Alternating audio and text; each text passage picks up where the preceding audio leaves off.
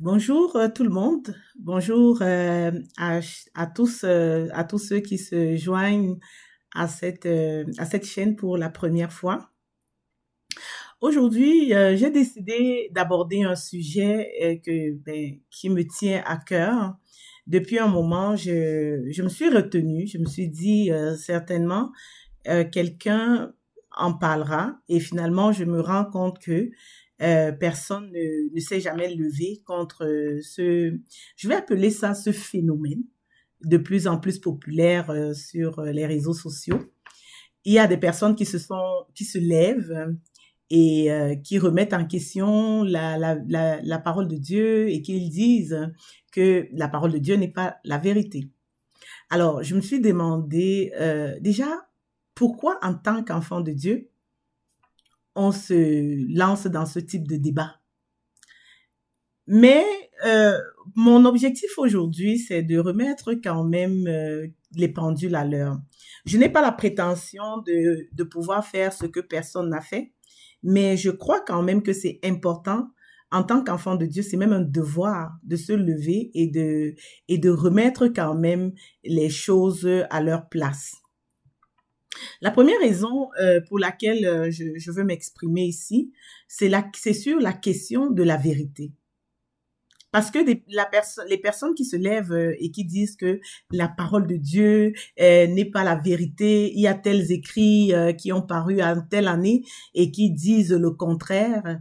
En fait, c'est justement de ça, c'est ça qui m'amène à me demander et à poser cette question, qu'est-ce que la vérité? Et si on avait pu répondre à cette question, je crois que ça nous éviterait tout ce ridicule sur les réseaux sociaux. Parce que la vérité, c'est pas une parole. La vérité, ce n'est même pas une action. En réalité, la vérité n'est même pas un écrit. La vérité, ça n'a rien à voir avec toutes ces choses qui existent. La vérité, c'est une personne. Et c'est la personne de Jésus. Nous allons aller dans la parole de Dieu. Nous allons lire Jean 14, verset 6. Jésus dit, je suis le chemin, la vérité et la vie. Il dit qu'il est le chemin, la vérité et la vie. Alors, nous comprenons tout de suite qu'on ne fait pas, il n'y a pas de débat à faire. Déjà parce que la parole de Dieu, c'est oui et amen. On n'a pas besoin de débattre la parole de Dieu. Elle ne se débat pas. C'est une vérité parce que c'est une personne. Le Seigneur dit, je suis la vérité. Et plus loin, si on va dans Jean 18, verset 37, la même parole déclare, quiconque est dans la vérité, écoute ma voix. Ça devrait être normal que quelqu'un qui n'est pas avec le Christ, qui ne confesse pas Jésus, qui n'écoute pas la voix de la vérité, comme on a dit, ce n'est jamais une action, ce n'est jamais une parole, ce n'est pas un fait, ce n'est pas un événement. La vérité, c'est une personne et c'est la personne de Jésus. Et moi, ce que j'ai trouvé je veux dire, ce que j'ai pas trouvé normal, c'est que nous, qui nous disons enfants de Dieu, on se met à vouloir prouver qu'un écrit est la vérité. C'est très important de rappeler que la vérité, c'est une personne. Toutes les personnes qui se lèvent et qui disent que en telle année, il a été dit que en 1930, 300 ans après Jésus, telle chose s'est passée. Tout ça, ce sont des faits, mais c'est pas ça qui est la vérité. La vérité, c'est Jésus. Et quand on parle de vérité, la parole de Dieu, rappelons-nous une chose. Satan lui-même a utilisé la parole de Dieu pour tromper. Donc, si on veut se baser sur cette parole pour dire, OK, c'est la vérité, parce que même si Jean a dit ça, après Marc a dit une autre chose, c'était parce que on n'a pas d'explication à donner. Pourquoi? Parce que cette parole n'est vraie que si elle se ramène à Jésus. Quand Satan utilise la parole de Dieu pour tromper Jésus, Jésus rétablit la vérité avec une autre parole de la même Bible. C'est pour dire qu'il n'y a pas de raison que Satan aujourd'hui vienne dire que la parole de Dieu, telle personne a dit ça, donc ce n'est pas vrai, et que tu essayes de prouver. Parce qu'il est aussi dit, même s'il y a des contradictions dans la Bible, ça ne fait pas de la Bible une parole fausse. Parce que ce qui fait de la Bible la vérité, c'est une personne et c'est la personne de Jésus-Christ. Nous allons aller même déjà pour plus loin.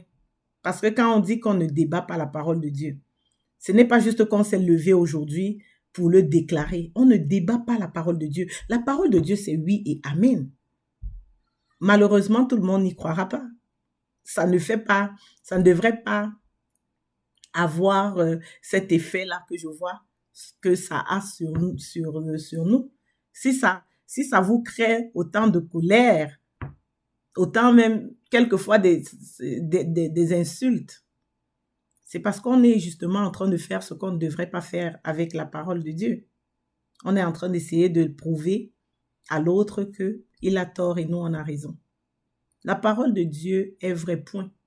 Peut-être vous deux même vous avez raison ou vous deux vous avez tort. Soit, c'est pas parce qu'on a raison que c'est vrai. C'est vrai parce que c'est Jésus. Parce que c'est Jésus la vérité. Nous allons donc lire dans Jean 8, verset 31. Alors, il dit aux Juifs qui avaient cru en lui, si vous demeurez, dans ma parole, vous êtes vraiment mes disciples. Vous connaîtrez la vérité et la vérité vous rendra libre. La vérité libère. Si on a la vérité, on n'a pas besoin de se mettre en colère pour prouver qu'on a raison. Avoir raison, ce n'est pas être dans la vérité. La vérité, c'est la liberté. On connaît la vérité, on est libéré de la colère, on est libéré de l'orgueil, on est même libéré des débats. On ne débat pas la parole de Dieu. Moi, je sais qu'on ne la débat pas. On la prêche. Quelqu'un peut y croire ou pas. Parce que la même parole déclare la foi vient de ce qu'on entend. Ça veut dire que quand on débat la parole de Dieu, il y a des personnes qui avaient même la foi dans la parole de Dieu qui ne l'auront plus parce qu'ils auront entendu des choses odieuses venant de la connaissance luciférienne qui les empêche désormais de croire en la vérité de la parole de Dieu. Nous ne pouvons pas jouer à ce jeu-là. Laissons le monde débattre, mais nous prêchons la parole. Limitons-nous à là. N'allons pas commencer à vouloir faire croire aux gens ce que nous, on voudrait qu'ils croient. Notre devoir, c'est de prêcher et le reste appartient à Jésus. C'est le Saint-Esprit qui convainc. Le fait de vouloir convaincre l'autre, on veut jouer déjà le rôle du Saint-Esprit. C'est le Saint-Esprit qui convainc même de péché ou d'erreur. Nous, on doit prêcher. Et on a le devoir de prêcher la parole. Et le Saint-Esprit fait le reste. La preuve que le Seigneur ne s'est pas donné du mal à essayer de prouver des choses, c'est qu'il a dit à Pilate, « Je suis venu dans le monde pour rendre témoignage à la vérité. » Et Pilate a demandé à Jésus, « Qu'est-ce que la vérité ?» Fin du débat.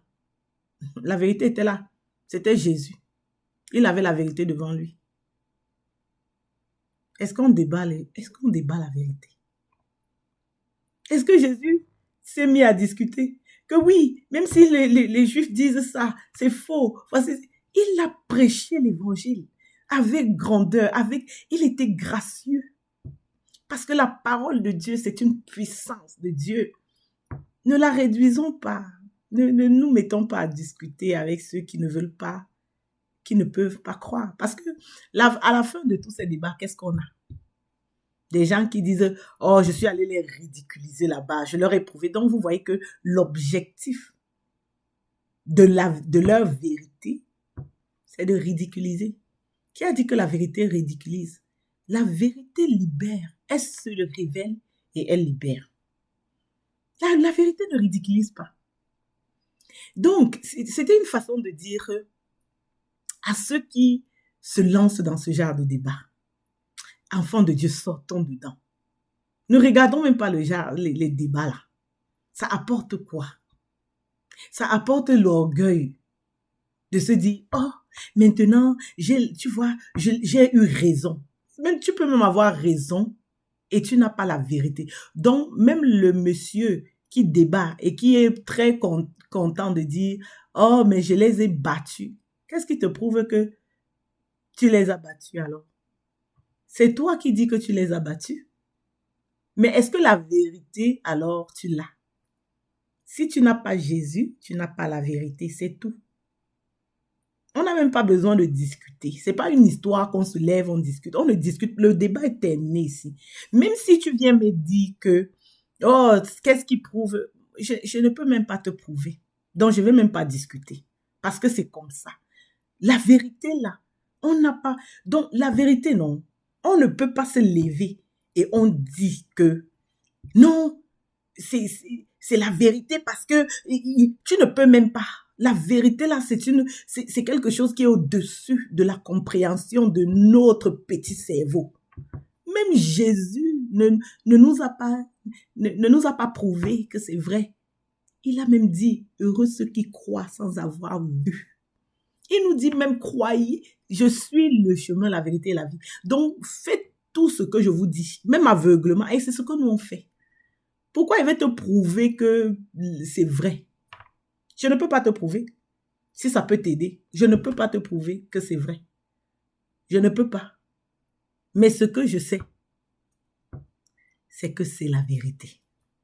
On connaît la vérité. Parce que quand on est dans la vérité, on écoute sa voix. Voilà tout le message des enfants de Dieu. Voilà tout le message des enfants de Dieu. On n'a pas un autre message. On n'a pas un autre message. Donc les autres messages là, sortons dedans. Sortons dans les débats. Sortons dans les débats. Laissons ça au monde. Nous, on a notre message. On connaît la vérité. Contentons-nous de ce qu'on connaît. N'allons pas faire les choses que même Jésus ne nous a pas demandé de faire. Parce que le fait de débattre, là, est-ce que c'est ça, vraiment faire des disciples? C'est que tu opposes ta parole à la leur. Pourtant, la parole de Dieu est beaucoup plus puissante que toute autre parole. Et encore moins la parole du serpent. Que le Seigneur nous aide. Je prie vraiment que le Seigneur nous aide à ne pas tomber dans des débats inutiles. Où il faut dire oui et amen, disons oui et amen. Acceptons qu'on est dans l'erreur. Oui, prêchons, acceptons même qu'on est dans l'erreur, il n'y a pas de problème. Mais prêchons l'évangile. Ne laissons pas, ne donnons pas le micro aux serpents comme ça. Oui, maintenant vous voyez, ils sont sous les plateaux partout, en train de faire une propagande. Je suis sûre que si on se taisait comme Jésus, si on fermait nos bouches devant ces choses-là, ça aurait terni leur message. Ce qu'on doit faire, c'est de prêcher l'évangile. Pendant qu'ils s'agitent dans leur milieu, ils n'allaient pas nous trouver là-bas. Si la seule chose qu'on peut faire, c'est qu'ils peuvent parler, nous on va venir contredire. Peut-être nous on va venir prêcher. Parce que contredire même, on n'a pas besoin. Parce que le mensonge, c'est mensonge. Même si il est dit par le monde entier, c'est le mensonge. Et le mensonge ne peut tomber que par la lumière. Le mensonge se ment à lui-même. Donc, le mensonge se tue lui-même. Parce que la preuve, les gens qui disent que en 1900X, en 1900Y, Iris a fait, Isis a fait, l'Égypte est montée, eux-mêmes n'étaient même pas nés à l'époque. Donc, c'est une vérité à laquelle ils ont délibérément décidé de croire. Donc, chers amis, c'est ce que moi, c'était le petit message que je voulais transmettre ce soir. Et de toute façon,